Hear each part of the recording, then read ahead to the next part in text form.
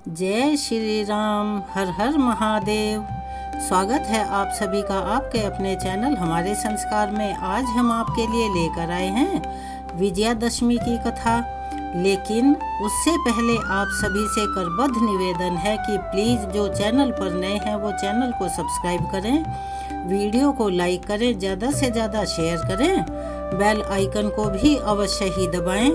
Comments box में जय श्री राम, हर हर महादेव लिखना ना भूलें। राम जी की कृपा आप सभी पर हमेशा बनी रहे, आपके घर परिवार में सुख समृद्धि बनी रहे। श्री रामचंद्र कृपालु भजु मन हरण भव भय दारुणम। नव कंज लोचन कंज मुख कर कंज पद कंजारुणम। कंदर्प अगणित अमित छवि नव नील नीरज सुंदरम।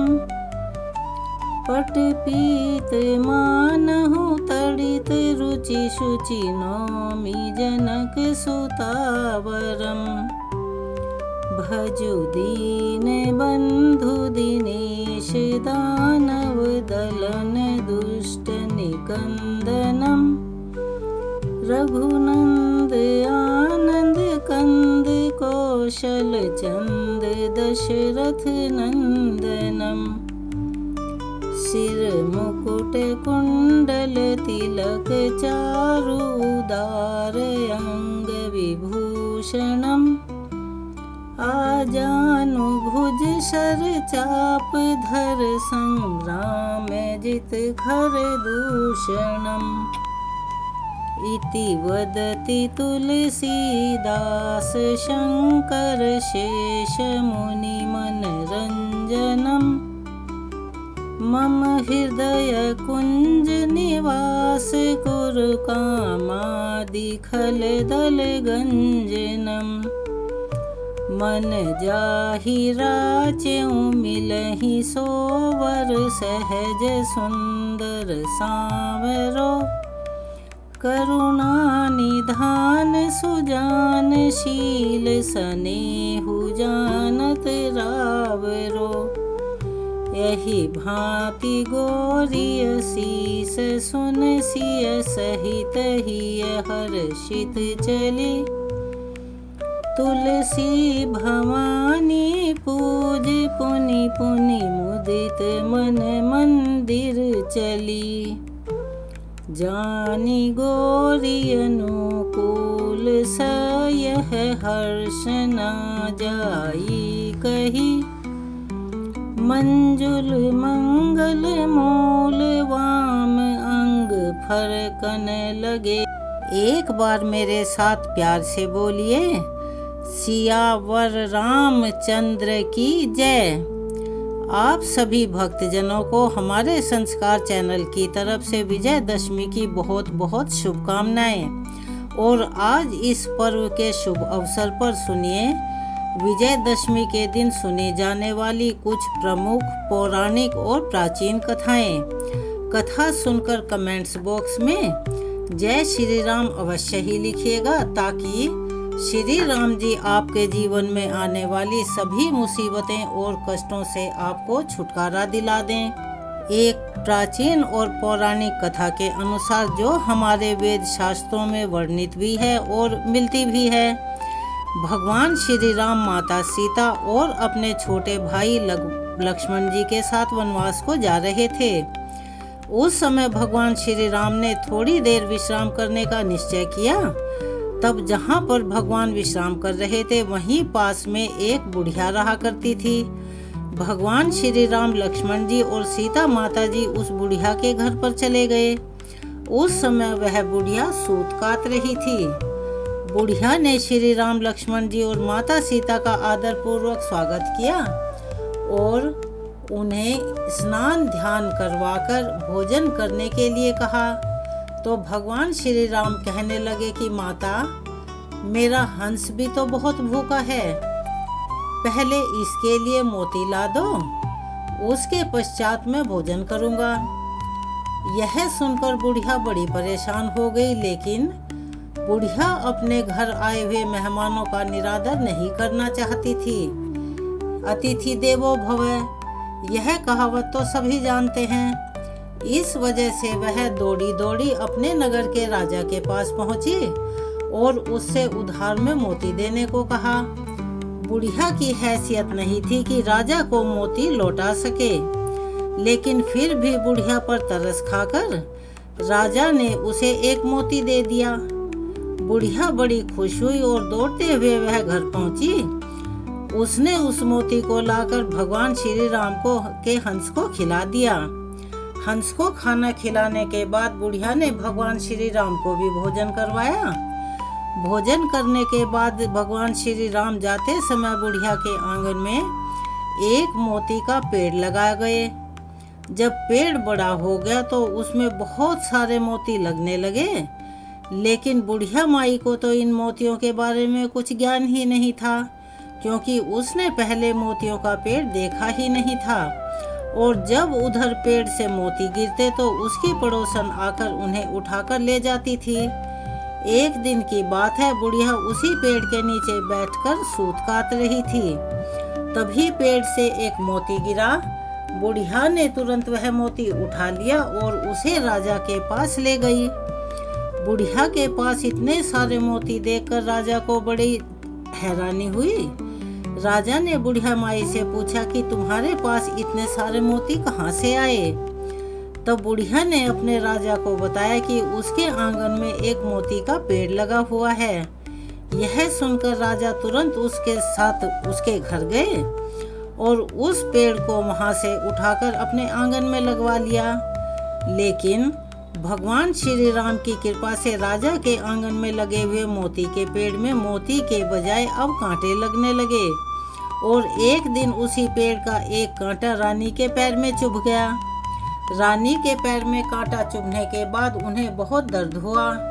वह चिल्लाते चिल्लाते राजा के पास गई। यह देखकर राजा ने उस पेड़ को फिर से वहां से हटाकर बुढ़िया माई के आंगन में लगवा दिया। भगवान श्री राम की कृपा से पेड़ से फिर से मोती लगने लगे और झड़ने लगे। अब जब पेड़ से मोती गिरते तो बुढ़िया उन्हें उठाकर प्रभु के प्रसाद के रूप में सभी को बांट दिया करती थी। लेकिन भगवान की लीला तो भगवान ही जानते हैं। उन्होंने फिर भी बुढ़िया माई के घर में कुछ भी कमी नहीं आने दी। तो चलिए एक बार मेरे साथ प्यार से बोलिए जय श्री राम। अब हम आपको सुनाने जा रहे हैं वाल्मीकि रामायण में वर्णित रावण के जन्म की कथा। रावण पुलस्त्य मुनि के पुत्र महर्षि विशर्वा और राक्षसी कैकसी का पुत्र था। रावण के जन्म की कहानी शुरू होती है समुद्र मंथन से।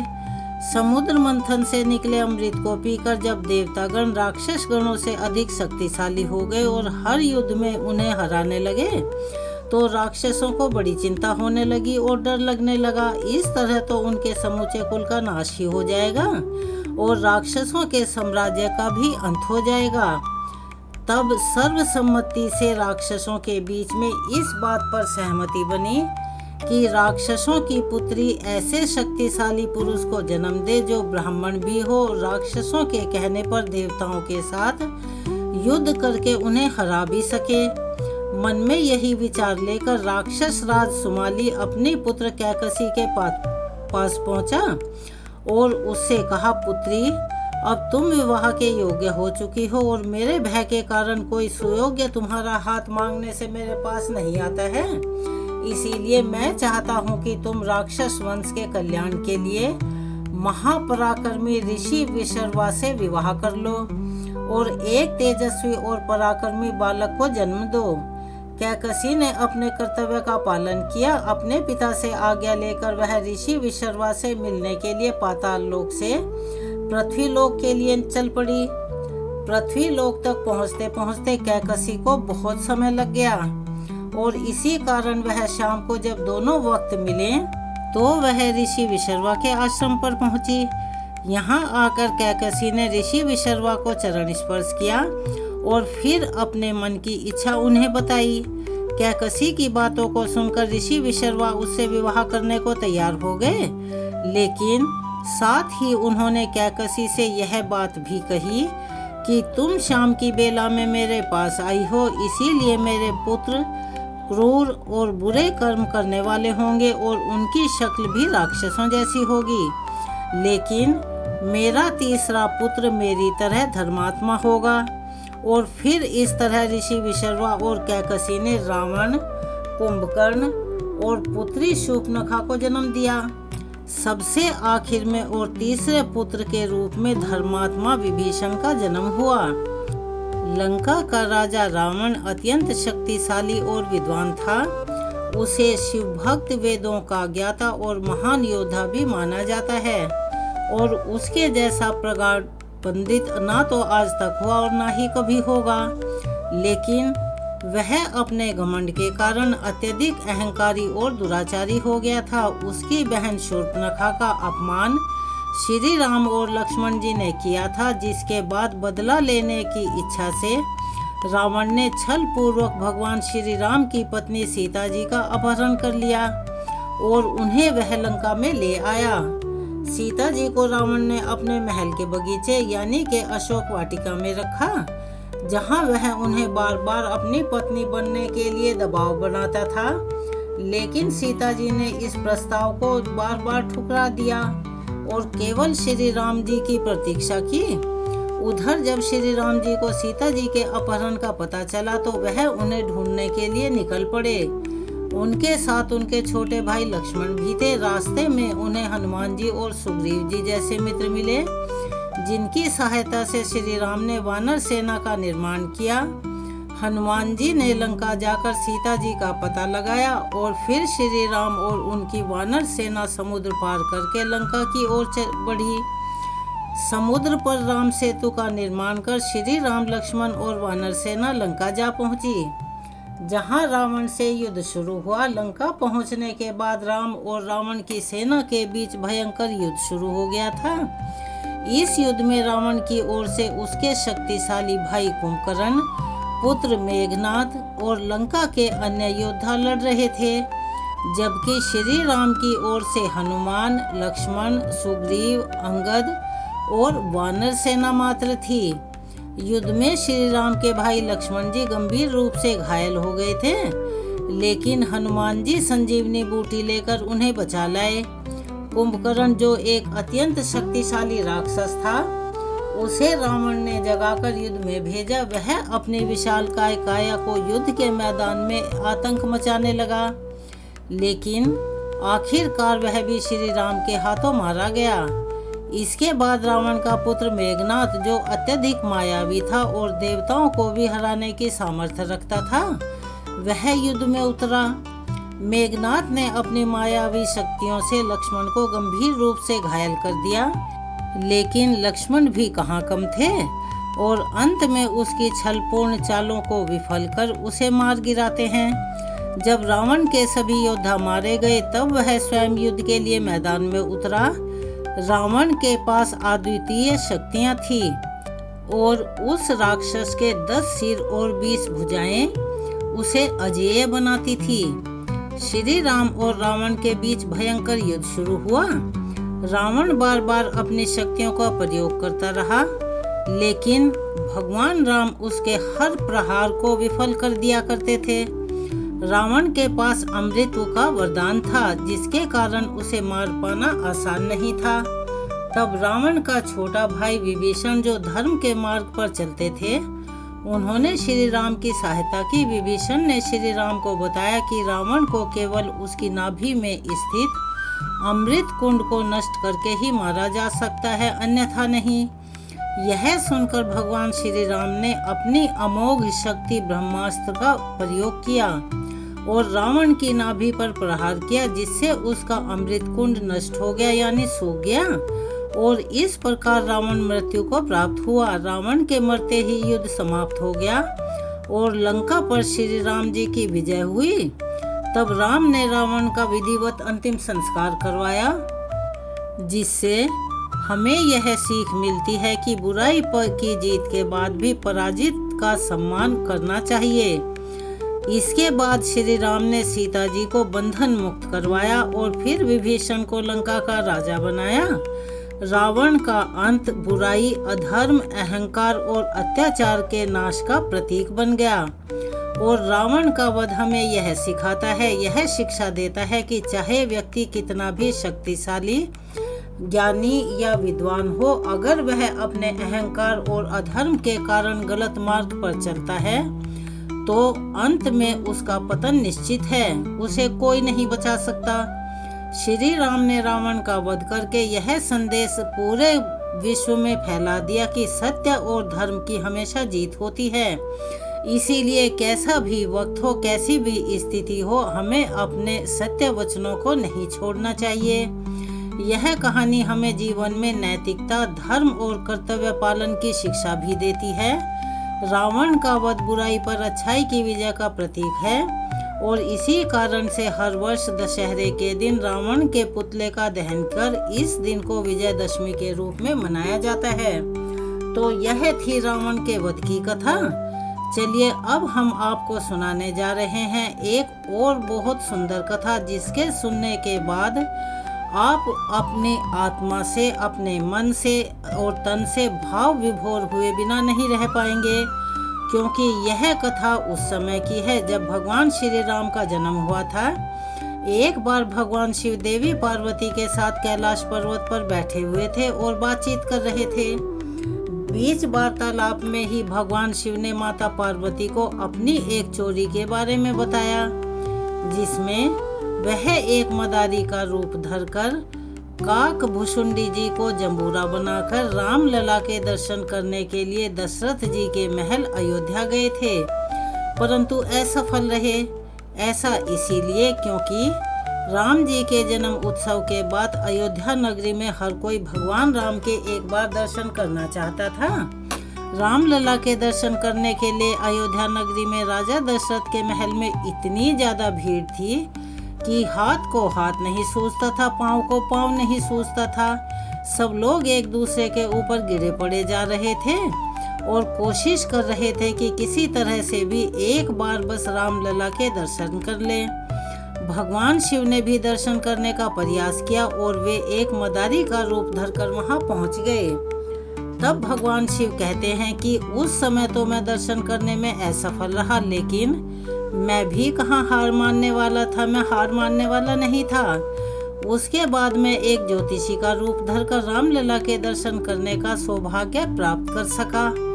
भगवान शिव ने रामलला के दर्शन तो कर लिए, लेकिन इस विषय में उन्होंने कैलाश पर्वत पर विराजमान माँ पार्वती को कुछ भी नहीं बताया। वे उन्हें बिना बताए ही चुपके से राम जी के दर्शन करने के लिए जा पहुँचे थे।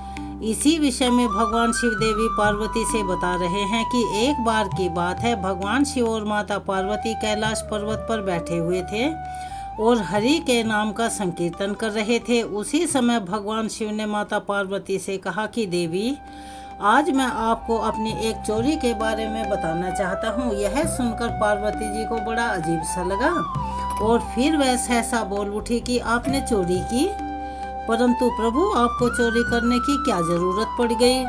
आपको तो जो कुछ चाहिए वह आप अपने आप ही ले सकते हैं। यह सुनकर भगवान शिव मुस्कुराए और बोले, हाँ मैंने चोरी की, लेकिन यह बात आज तक मैंने किसी को नहीं बताई और ना ही किसी को पता है। जब भगवान राम बाल रूप में अयोध्या जी में प्रकट हुए, यानी कि उन्होंने जन्म लिया, तब हम और काक भुसुंडी जी मनुष्य का शरीर बनाकर उनके दर्शन करने के लिए वहां गए थे। भगवान शिव ने मदारी का वेश बनाया और काक भुसुंडी जी बन गए जमुरे।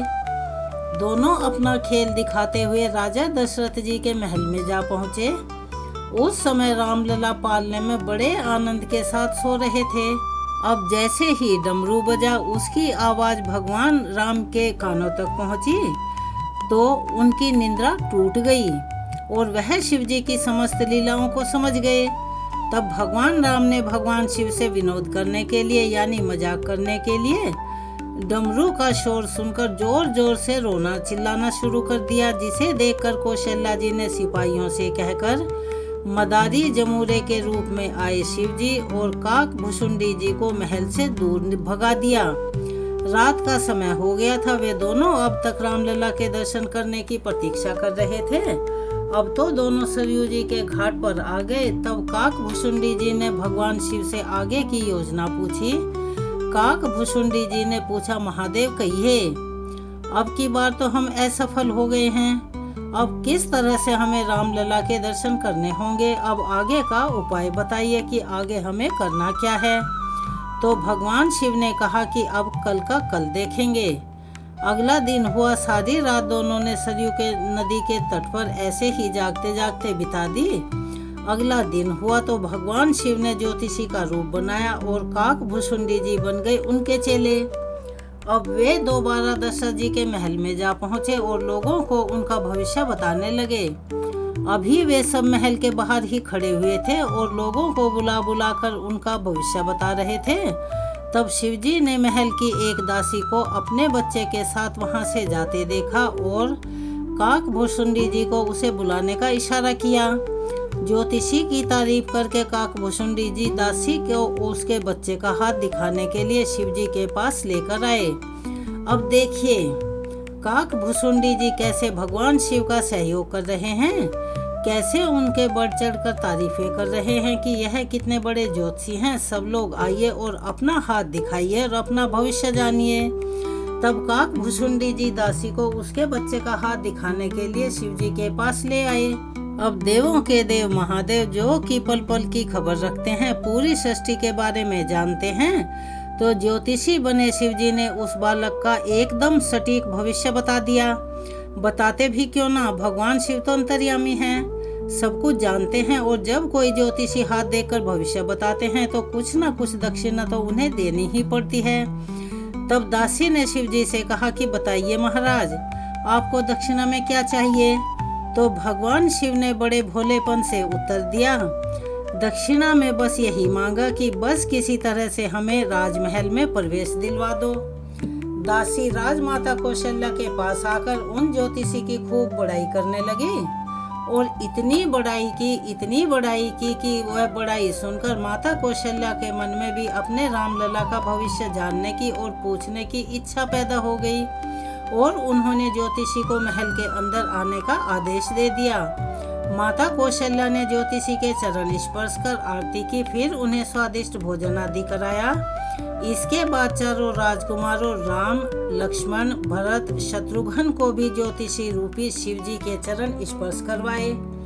भगवान शिव राम जी का दर्शन पाते ही इतने प्रसन्न हुए कि उन्हें देखते ही समाधि में चले गए। एकदम मौन के मौन खड़े रह गए। जो हाथ जहाँ था वहीं रुक गया। आंखें पलक झपकाना भूल गई और तो और भगवान शिव तो अपनी सांस भी रोककर खड़े हो गए। योगी तो वे हैं ही। बहुत सारा समय ऐसे ही बीत गया। अब यह सारी स्थिति देखकर माता कौशल्या बड़ी हैरान परेशान हो गई। तब भगवान श्री राम ने अपनी लीला से सारी स्थिति को संभाला और वे सोचने लगे कि कहीं ऐसा ना हो माता कौशल्या को मेरे भगवान होने की बात पता चल जाए। अगर मेरी मैया को यह बात पता चल गई तब तो वह मुझे एक भगवान की तरह ही मेरा ध्यान रखेगी और पूजना शुरू कर देगी और यहाँ तक भी हो सकता है कि मुझे मंदिर में ही ना बिठा दें और फिर मेरी आरती किया करें, मेरी पूजा पाठ किया करें। लेकिन मैंने तो इस पावन अयोध्या नगरी में अवतार ही इसीलिए लिया है कि मैं माता कौशल्या की गोद में एक बालक की तरह से खेल कूद कर बड़ा हो सकूं और अपनी माता का खूब प्यार पाऊं, खूब दुलार करवाऊं और कहीं ऐसा ना हो जाए कि भगवान शिव की इस स्थिति से माता को मेरे वास्तविक रूप का पता चल जाए। अब तो मुझे ही कुछ ना कुछ करना होगा, मुझे ही सारी स्थिति को संभालना होगा, अन्यथा बहुत बड़ी गड़बड़ हो जाएगी। नहीं तो भोले भंडारी तो इसी तरह समाधि में लगे रहेंगे, लीन रहेंगे। अब तो भगवान राम जो कि शिशु रूप धारी थे, जोर जोर से रोना और चिल्लाना शुरू कर दिया। अचानक यह देखकर उनकी मैया को उनकी बड़ी चिंता हुई और हाथ जोड़कर ज्योतिषी महाराज से कहने लगी कि हे ज्योतिषी महाराज, आप जल्दी से मेरे पुत्र का हाथ देकर उनका भविष्य बता दीजिए। मेरा लल्ला बहुत देर से भूखा है, मुझे इसे दूध भी पिलाना है। देखो तो जरा मेरा लल्ला कितनी जोर जोर से रो रहा है। आप जल्दी से इनका हाथ देखिए और यहाँ से जाइए माता कौशल्या की आवाज सुनकर भगवान शिव वापस अपने स्वरूप में लौटे। उनकी समाधि भंग हुई और फिर किसी तरह से ज्योतिषी बने भगवान शिव ने भगवान राम का भविष्य बताया और वहां से विदा ली, क्योंकि उनका मकसद तो सिर्फ रामलला के दर्शन करना मात्र था।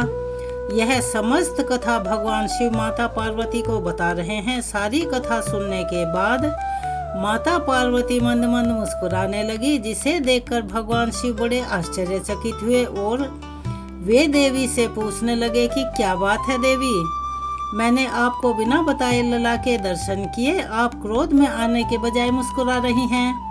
अब माँ तो माँ है और पार्वती देवी भी कहाँ पीछे रहने वाली हैं। तो भगवान शिव ने पूछा कि क्या कारण है, आप मुझ पर क्रोध करने की बजाय मुस्कुरा रही हैं। तब माता पार्वती जी ने उत्तर दिया कि नाथ, अगर महल की दासी ना आई होती तो क्या आप अयोध्या नगरी में उस पावन महल में प्रवेश कर पाते। देवी पार्वती की यह बात सुनकर भगवान शिव कुछ सोच में पड़ गए। जब माँ पार्वती ने भगवान शिव को इस तरह सोच में पड़े हुए देखा, तब देवी पार्वती ने अपने आप ही उत्तर दिया कि नाथ, कि अगर उस दिन महल की वो दासी नहीं आई होती तो आप उस दिन महल में प्रवेश कर ही नहीं पाते। प्रभु, क्या आपने अब तक उस दासी को नहीं पहचाना।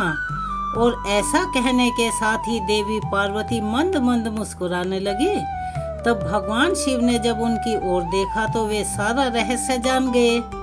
दरअसल भगवान शिव के रामलला के दर्शन की मनोकामना को पूर्ण करने के लिए माता पार्वती ने ही महल की दासी का रूप धरा था और वे उनसे पहले अयोध्या नगरी में पहुंच चुकी थी। तो चलिए अब हम एक कथा और सुनाते हैं, जो कि विजयदशमी के अवसर पर सुनी जाती है। एक बार की बात है, करमचंद और धर्मचंद नाम के दो भाई थे। धर्मचंद भगवान के भक्त थे और करमचंद विषयी कामी पुरुष था। शराब आदि का सेवन किया करता था। बड़े भाई धर्मचंद संतों से निवेदन करके उसको घर लाते और उनकी आरती करते और प्रसाद खिलाते। यह सब देखकर करमचंद संतों को गाली दिया करता, क्योंकि वह दुष्ट स्वभाव का था। अपने बड़े भाई ने सोचा कि इस दुष्ट का कैसे कल्याण होगा, क्योंकि संतों को गालियां देने से तो दुर्गति पक्की है। फिर एक बार अयोध्या के संतों की मंडली उनके वहां से निकली। धर्मचंद जी ने सुना तो सम्मान सहित उनको अपने यहाँ बुला लाए। फिर उनकी आरती उतारी और प्रसाद ग्रहण करवाया। इतने में ही शराब पीकर करमचंद वहां आया और उन सबको बुरी बुरी गालियां देने लगा। उसका कमरा ऊपर था, वह सबको गालियां देते हुए अपने कमरे में चला गया।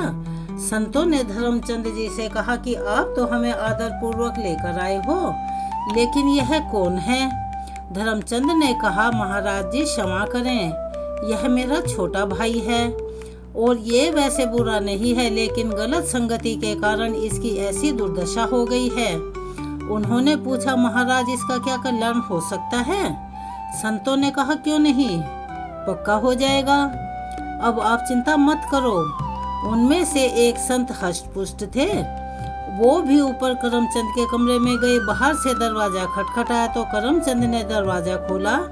संत भगवान समझ गए कि यहाँ विनय से बात नहीं चलेगी, तो उन्होंने पहले तो करमचंद को नीचे गिराया, फिर उसकी छाती पर चढ़कर बैठ गए। फिर संत ने कहा, राम बोल। करमचंद ने कहा, नहीं बोलूंगा। संत ने कहा, अगर राम नहीं बोला तो मैं तुम्हारा गला दबा दूंगा और यहाँ पर कोई तुम्हें बचाने वाला भी नहीं है, बोल राम। काफी देर विचार करने के बाद करमचंद ने सोचा कि अब तो बचने का कोई और रास्ता भी नहीं है, तो बचने के लिए उसने कहा, राम राम। सुनते ही संत महाराज जी उसके ऊपर से हट गए और बोले, बेटा इस नाम की कीमत कभी मत लेना, इसे बेचना मत। और कुछ दिन बाद सारे कर्मों का फल करमचंद को मिला। जो कुछ भी आज तक उसने किया, उस कर्म के कारण उसे जानलेवा रोग हुआ और कुछ ही समय में उसकी मृत्यु हो गई। अब करमचंद यमराज जी के दरबार में पहुंचा। यमराज जी ने जब उसका लेखा जोखा देखा तो उसके खाते में तो केवल पाप ही पाप लिखे हुए थे। बस 2 बार उसने किसी संत की कृपा से राम बोला था। यमराज जी ने कहा कि राम नाम जपना ही एकमात्र पुण्य कर्म है। तुम्हारा क्या लोगे इस राम नाम के बदले में?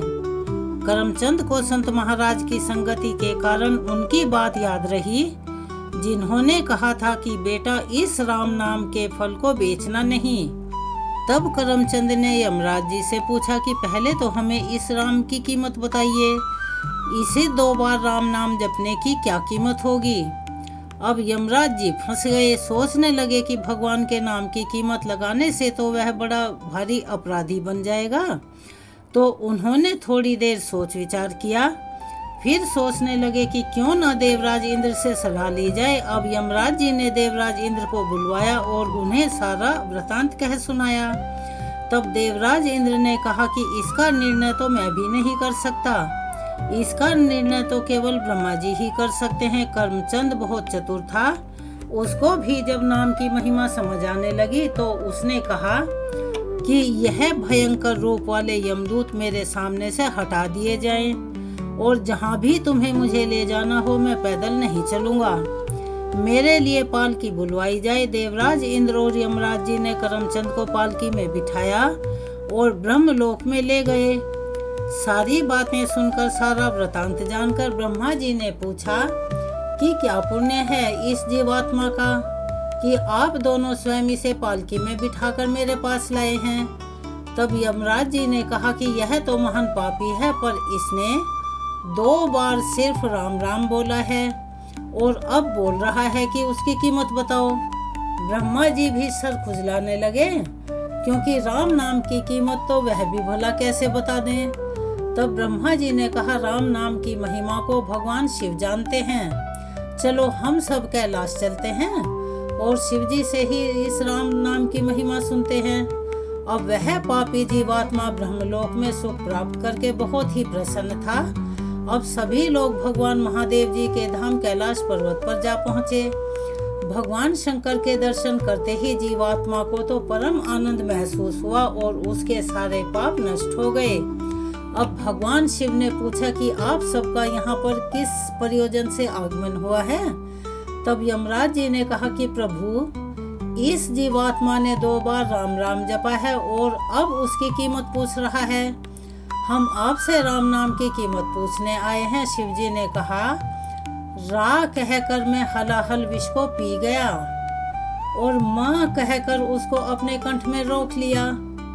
मैं भी दिन रात राम नाम ही जपता हूँ और इसी राम नाम से काशी में मरे हुए जीवों को मोक्ष प्रदान करता हूँ, पर राम नाम की कीमत बताने की तो मेरी सामर्थ्य नहीं है। उन्होंने बोला, सीधे साकेत धाम चला जाए और सीधे श्री राम जी से ही इसके विषय में पूछताछ की जाए। अब तो जीवात्मा को बड़ा आनंद हो रहा था। सभी लोग जीवात्मा को दूल्हे की तरह पालकी में बिठाकर साकेत धाम जा पहुँचे। तब भगवान श्री राम जी ने पूछा कि कहो कैसे आगमन हुआ है? यमराज जी ने बताया कि प्रभु, यह जीवात्मा जिसे हम लेकर आए हैं बड़ा पापी है, लेकिन इसने आपके एक प्रेमी महात्मा के कहने पर 2 बार राम राम जपा है और अब यह उसकी कीमत पूछ रहा है। तब भगवान श्री राम ने कहा, इसको मेरी गोद में बिठाओ।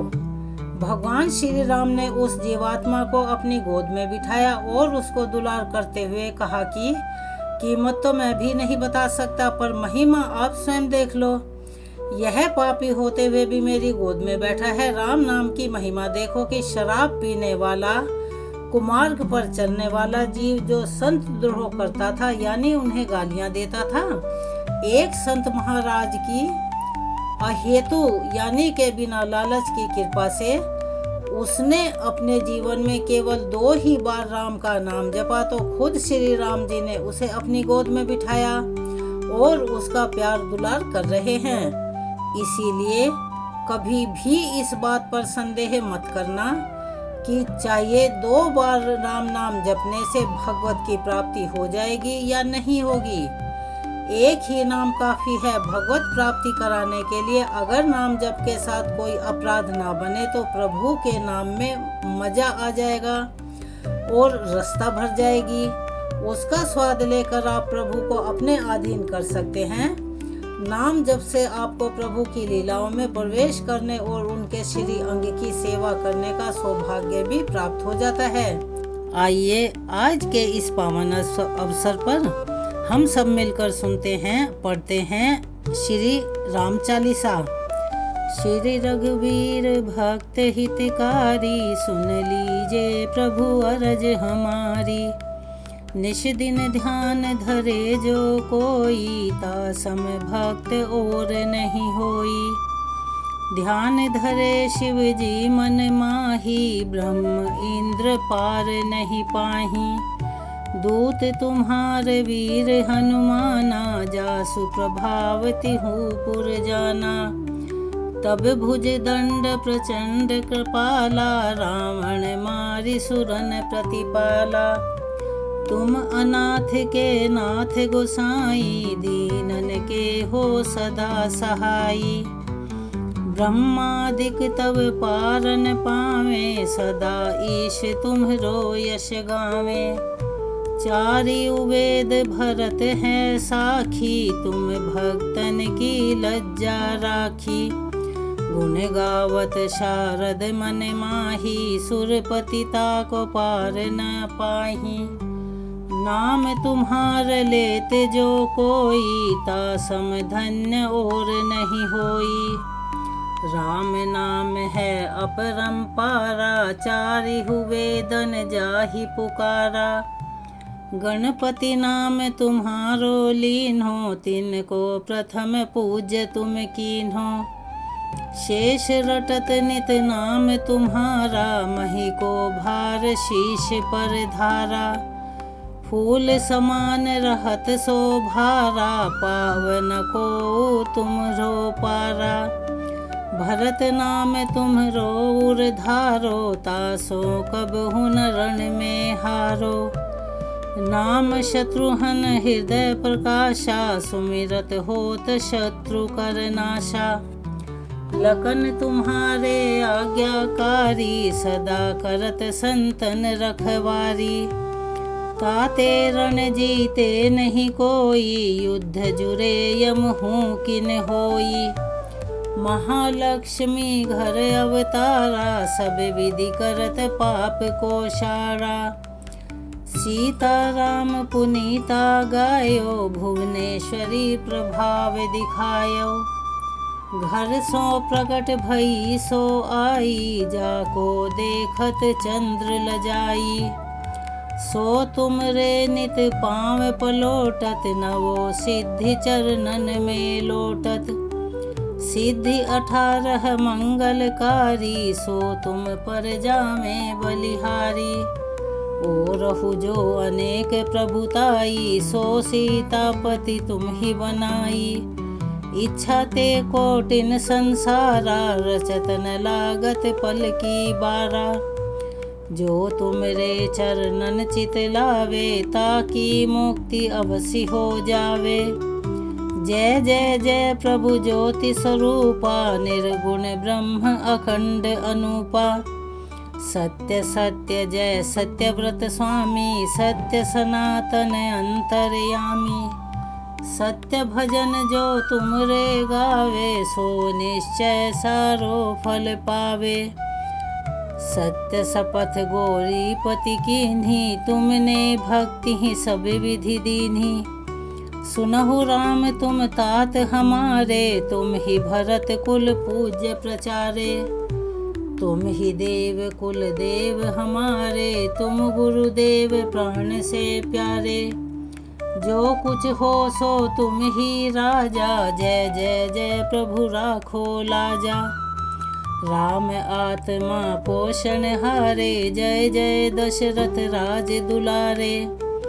ज्ञान हृदय दो ज्ञान स्वरूपा, नमो नमो जय जगपति भूपा। धन्य धन्य तुम धन्य प्रतापा, नाम तुम्हार हरत संतापा। सत्य शुद्ध देवन मुख गाया, बजी दुंदुभि शंख बजाया। सत्य सत्य तुम सत्य सनातन, तुम ही हो हमरे तन मन धन। आवागमन मिटे तिहि केरा, सत्य वचन माने शिर मेरा। और आस मन में जो होई, मन वांछित फल पावे सोही। तीनहु काल ध्यान जो लावे, तुलसी दल अरु फूल चढ़ावे। साग पत्र सो भोग लगावे, सो नर सकल सिद्धता पावे। अंत समय रघुबरपुर जाई, जहाँ जन्म हरि भक्त कहाई। श्री हरिदास कहे अरु गावे, सो बैकुंठ धाम को पावे। 7 दिवस जो नेम कर, पाठ करे चित लाए। हरिदास हरि कृपा से, अवश्य भक्ति को पाए। राम चालीसा जो पढ़े, राम चरण चित लाए। जो इच्छा मन में करे, सकल सिद्ध हो जाए। चलिए मेरे साथ एक बार प्यार से बोलिए, सियावर रामचंद्र की जय। जय राम जय राम जय जय राम, जय राम जय राम जय श्री राम। राम राम जय सीता राम, सीता राम बोलो सीता राम। बोलिए श्री राम भगवान की जय, पवन पुत्र हनुमान की जय। यहाँ पर हमारी कथा और श्री राम चालीसा संपूर्ण होती है। आप सभी से निवेदन है, अगर आप चैनल पर नए हैं तो चैनल को सब्सक्राइब करें, वीडियो को लाइक करें, ज़्यादा से ज़्यादा शेयर करें, बेल आइकन को भी अवश्य ही दबाएं। कमेंट्स बॉक्स में जय श्री राम हर हर महादेव अवश्य लिखें। आपका प्यार और सहयोग हमारे लिए अनमोल है। आप सभी से विनती है कि अपना सहयोग और प्यार हमें ऐसे ही प्रदान करते रहें। मिलते हैं अगली वीडियो में एक नई कथा और नई जानकारी के साथ। तब तक के लिए धन्यवाद।